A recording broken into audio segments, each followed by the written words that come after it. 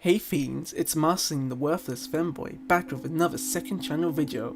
And to be honest, I didn't even imagine I'd be making a response type video, but here we are. I'm going to be responding to an awful video that was made by Wired about Hotline Miami. Now, I wasn't intentionally looking for this video, I was listening to the Hotline Miami soundtrack, which is dope, and this came up as a suggestion. I clicked on the video, and yeah, I did not have a good time. I had a bad time. There's so much wrong with this video. Look at the likes to dislikes. Others were not happy too. In my opinion, it feels like whoever made this video didn't invest much time at all in Hotline Miami. I want to be upfront about my time with Hotline Miami. I made a video about the Brandon mask on my main channel. I have unlocked all the achievements for both Hotline Miami 1 and 2. I also want to show you my playtime of the games, and when I last played them. It's been a while. I haven't sunk in a ton of hours into them, but here's the thing. Because I actually invested some time into the series, I have a better understanding of the games, versus whoever made this awful Wired video. So I won't make myself look like a fool with this video. Hopefully, unlike those who made the Wired Hotline Miami video. And it's just sad because a whole team most likely made this Wired video, and it's misleading, it's filled with lies, no effort or care was put into it. Before this worthless femboy responds to the Wired video, quick disclaimer, this video is for fun, it's simply criticism. I believe criticism is important for improvement. Don't go harassing those who made the video, that's not cool, fiends. Link to the original video down below so you know I ain't taking them out of context. And it's a second channel video, so don't expect too much editing. And I don't like talking, so I apologize if my voice and my speaking isn't up to par. But yeah, it's Miami time, baby. And spoilers, of course. Hee hee, let's go.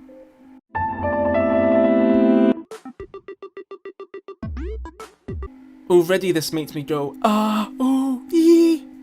The title of this video is making a bold statement, and now I see that it had no preparation, and the narrator is going to speak instantly without much thought. Yikes! My inner animal alarms are ringing, plus to add insult to injury, the length of the video is just over 2 minutes! It's going to be so rushed! What were they thinking? This is an unnecessarily rushed explanation of the most disturbing game of all time, Hotline Miami. I don't know why you want this type of video to be a rushed one. The word disturbing is a powerful word. It has weight to it. Now, I'm not going to tell anyone how to make their own video. I'm an expert of making trash on my main channel, but maybe a video that goes into more detail would have been the better option. There are disturbing moments in Hotline Miami, and this video doesn't even come close to covering them. In my opinion, of course. And don't worry, I will be getting to those moments soon enough.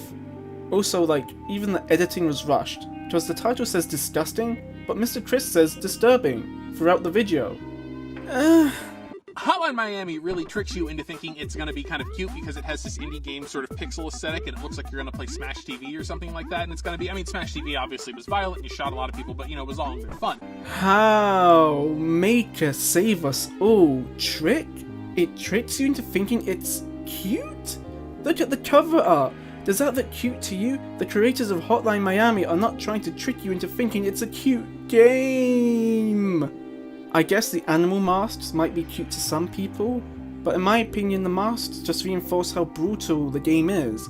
They have this hollow feeling to them. Before you start the level, you must choose who you want to wear before you go into a killing spree. I don't go, Phil looks cute! I have to be a fish. Adorable Phil! Yes, pixel art can be very cute, and underrated, but in my opinion Hotline Miami's style is not going for cute. Maybe if this wasn't a rushed video, you could have gone into more detail how the pixel art tricks you into thinking it's cute. You haven't.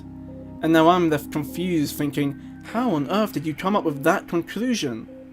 So Hotline Miami kind of looks like it's about the same thing. Fiends. Never look at one game, then look at another game and assume it's kinda like the same based on looks alone. Yes, games can be similar to one another, by appearance too, But remember, don't assume it's going to be the same experience. Be sensible and do some investment into finding out if the game is something that you would enjoy. Maybe if the games were sequels, there would be a bit more of a justification of having that thought process, but regardless, don't assume it will be kinda the same. In the name of Andraste, just check! Sort of an overhead view. It kind of looks like the old Grand Theft Autos, but not the new Grand Theft Autos. So you walk into a house and there's a whole bunch of guys in there, and you've got to murder them all. You got a baseball bat, and you can hit them on the head. If they have a gun, you can hit them on the head with a baseball bat, take their gun, go into the next room. Some games that's similar to one another, we get that. Then he explains you gotta kill everyone in the house with a baseball bat, and if they have a gun, you can hit them and take it. So he's not wrong when he says this, but it's oversimplified, and in my opinion, a missed opportunity. Let me explain. Yes, in Hotline Miami, you go to different locations and kill Russian mobsters, police, biker man. But the masks have a function though. You get to pick one before you play a level, and each mask has its own unique trait. The Richer mask allows you to start a level with a silenced Uzi, or Dennis lets the player start with a knife. The masks give a variety to the gameplay and more replay value.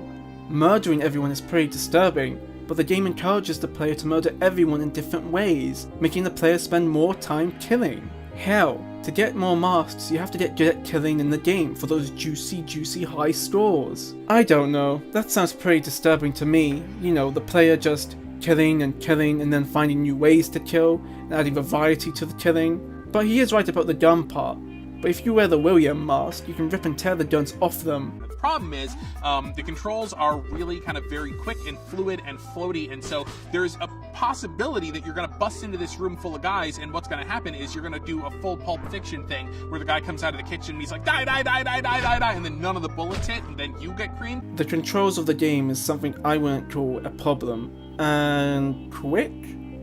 Was he playing using the Brandon mask? The default walking speed is average. Or is the aiming the problem? You don't explain. Are the hold controls a problem? Is it the movement, the melee, the shooting? I don't know. He says you have to do a Pulp Fiction thing and kill everyone with a gun and you miss and die. That's on you. The aiming does work. Now I do understand the game does promote being reckless, but it also promotes planning ahead. Plus if you die, you can instantly restart. The game wants you to improve. The controls are not a problem in my opinion. I do have some issues with the game, however the controls are one of the highlights, and the controls, for me, feel good. So basically, by the time you're ready to go into one of these rooms, especially if you're already sort of at the end of the level and like everything's on the line, you got to do the whole level over again. If you screw up, you know, your heart is pounding really fast because, like, you know, you really feel like you're in this live or die kind of situation. Then when you actually are able to kill all the dudes in the room, you feel like this, you know, sense of euphoria. I understand what he's trying to explain, the feeling of playing a level in Hotline Miami. Yes, you do get a sense of this rush within you, the feeling of getting a high combo, perfecting the timing, completing a level with a high score. It does feel good. I do disagree with him saying everything is on the line, because you respawn instantly. The game throws you back in. For me, I only ever felt that when I first played Hotline Miami, and when I played Hotline Miami 2, Dead Ahead stage on hard. If you played that stage, you know what I mean. That stage on hard is hell. Once again, I feel like it's another missed opportunity with the whole disturbing thing that the video is trying to be. The player, in a twisted way, becomes similar to Jacket. When Jacket kills for the first time, we're keeping this only to Hotline Miami 1 lore, I know about the sequel, I know it's not Jacket's first kill, but shh, he vomits, like a player feeling tense playing the game for the first time. But then, both the player and Jacket become numb the more they kill. Isn't that disturbing? You are killing in the most bloodiest and glory ways possible, but you become numb, and you don't feel much when you do it. You are performing acts of murder in the game, and it doesn't bother you. Hell, it feels good, especially when you get high combos. You want to kill efficiently. Or if you're like Mama and you went for the genocide achievement in Hotline Miami 2, it gets boring real fast. So this is a meta way of looking at it. Like in other games, you kill but you get numb to it. Not like in Undertale, where you kill anyone and it feels so bad and the game makes you feel bad for it. But in Hotline Miami, it goes, Oh my god. Ah, come on, get those high scores. Kill, kill, kill. I guess feeling good after a level is kinda disturbing, but the question is, will it always be disturbing? Will the player get that same feeling of disgust when they repeat a level over and over and over and over again? But then you have this whole sort of crazy climb down at the end of it, because what happens is, you know, after you kill this whole house full of people, you have to like leave the house meticulously and climb over all of their corpses and walk over all the blood and look at all the damage that you did. And it's kind of really disturbing. The point he makes here is an okay one, but more was needed to be said. You didn't mention how the music turns off, and it's just ambient sounds you hear. This moment is supposed to contrast to what just happened. You completed a level by killing everyone. When you've finished, you have to witness the damage you've done. It's a surreal moment of reflection. Looking back at the corpses, it's hella disgusting. And then they make it even more disturbing because the entire thing feels like this crazy coke-fueled drug trip, because the level is like rotating, and it's rotating back and forth, and it makes you feel like you're very dizzy, and then there's this sort of garish neon day glow colors being pumped into your eyeballs like you're in Las Vegas and you just did too many drugs and passed out in the middle of the street. Gonna cover a lot here. Very weak point, which I disagree, is with the visuals. The developers are trying and successfully capturing the feels of the 80s. He mentions the game is rotating back and forth, but that's the player aiming and viewing the rooms. There's a game mechanic that lets the player look further, and much more with the George mask. You're only making yourself look dizzy, it's not the game. So Mr. Chris started this part by saying, even more disturbing, and I greatly disapprove of that. Now here's the part where I talk about some legit disturbing moments in Hotline Miami. In my opinion, of course. So, as I mentioned, there are disturbing moments in Hotline Miami. I did mention the whole meta thing of the player feeling numb about murdering AI in the game, but let's stick to in-game stuff. The biggest irony is that it's the non-gameplay moments that have the disturbing parts, such as Jacket's girlfriend, who is the best character in Hotline Miami, in my opinion. She is the MVP. It gets emotional too. To be brief, she was heavily abused by the Russian mafia and wishes to die. Jacket instead saves her, and her life improves. She's getting healthy. Jacket trusts her. They bond. This is all done visually, by the way. The apartment getting cleaner, their beds joining together, she listens to the phone calls, and no dialogue is being said. This is masterful storytelling. And in a way, the player bonds with her too. Jacket goes on so many killing sprees and has killed so many people, yet somehow he saved a life. As things seem to be going well for them, bang! She dies. Before you find her body, the music is gut-wrenching. It's extremely slowed down compared to the previous music you've heard so far. Something feels off. You see her corpse, the corpse of the only person who loved you, who loved Jacket. You're in shock. She dies indirectly by Jacket. That is disturbing, emotionally heartbreaking, and depressing. Jacket can't have one good thing in his life. And this moment is from part of the game where you don't kill anyone. And to expand upon in Hotline Miami 2, the intro scene, which I will not say a word about, the fans butchering the henchmen, the Colonel's speech, the ending! All of those story parts, they don't involve any gameplay, and they're really, really disturbing in my opinion. It's ironic, because you kill tons of people, but that's not the disturbing part, it's the parts where you don't kill anyone. And there's techno music playing. My face when you said that, I was just like, it's synthwave. I'm no music expert, but I know that's not techno. And you wanna know what's the most disturbing thing so far in this video is? Calling the music techno! It's horrifying! Plus the edit of the word flashing back and forth, my soul is dying!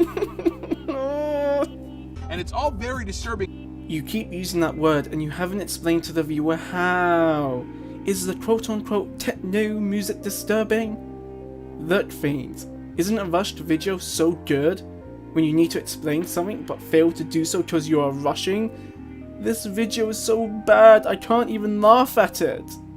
Ugh. And it really just makes you want to, finish a level and then just go down and walk away and have a nice cup of herbal tea and forget all about it, but the game is so addictive that you want to play more and more and more and more and more. I think he's trying to make a joke about how the game contrasts between the killing spree and the slow pace moments. Haha? Are you going to explain how that's disturbing? You mentioned how you forgot about it, but the telephone in the game reminds and tells Jacket where to go for the next killing spree, which is disturbing because those moments are meant to take away from the killing. Yet it's hammering into Jacket's mind he must kill, go to location and kill. I will agree, a session of Hotline Miami can be addicting, but I seriously doubt you, Mr. Chris, played more and more and more and more of Hotline Miami. So, that was rough. Not a good video, full of errors, points were weak and needed to be expanded upon. The title says most disgusting, Mr. Chris says disturbing, ultimately he failed to back that up. I don't know who was in charge of this video or how this was made, but the thing is I wouldn't be as cynical if this was a first impression video. In my opinion, it feels like a first impression video. It's like Mr. Chris just played a little bit of Hotline Miami and he's ready to go on a rushed rant on how he feels. Now, it wouldn't make the video better for me, but I would have been more lenient. You called the music techno and it's wrong, but if this was a first impression video, making that mistake wouldn't be so bad. The title suggests you've experienced, you fully understand Hotline Miami. That title is a bold statement and you need to back it up, and unfortunately you haven't backed it up. In reality, this video was most likely a quickie to get some views. No effort was made to do research, it's kind of baitish, and the thing is, it's not surprising to me because with YouTube, a lot of people do this. They make videos on topics they don't really care about, they put a title, they get some views, and that's the whole purpose, as long as the views flow in. So in that case, they succeeded? And just a little side note, rant thing, this is why I tend to avoid channels that talk about video games, because most of the time they're not genuine. They barely play the game, but they make reviews of the game, bold statements about the game, rants about it, and it's just so fake and it's really off-putting to watch it. But there are a few passionate channels that do care about it, but with YouTube it promotes getting views, getting the interactiveness in your video, and it's like, well, clickbaiting is like the way, pumping out videos quickly, that's how you gain the system, and that's kind of bad. It feels bad, Anyway, I hope you fiends enjoyed that. This was my first ever response video I ever made. I might make more, I don't know. This was fun, sort of. Definitely check out my Brandon video, link in the description. And fiends, here's a question for you which I would love to see the answer to in the comment section. In Hotline Miami 1 and 2, what did you find the most disturbing parts about it? That's if you played the game, of course. If you haven't played the game and you're watching this, hi. Yeah, Marceline out!